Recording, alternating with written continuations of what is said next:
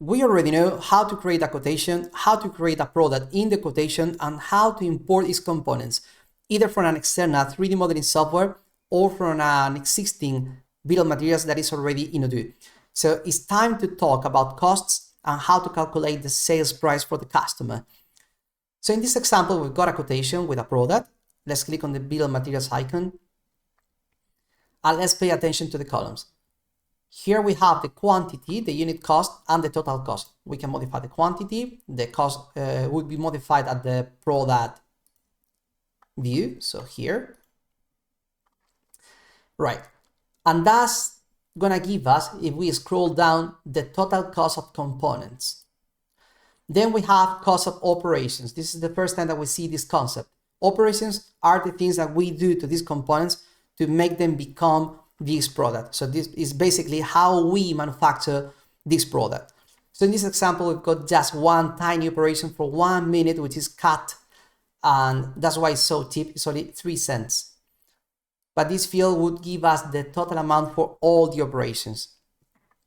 Then we've got total cost and then the coefficient. This is basically the profit margin that we want to apply to this cost. So in this example, it's 20%, but we can modify it. And let's say that is 30%, or I'm going to save it and I'm going to show you something else, which is that if we go to configuration and then settings and look for the coefficient, let's say that I'm going to set it by default at 35% and I save it. Right.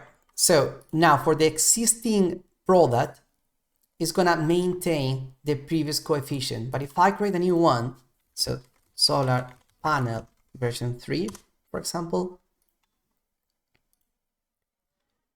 we'll see that it takes the default coefficient that we just introduced in the sales settings. Right. So let's continue with this example. Now we've got a coefficient of 30%.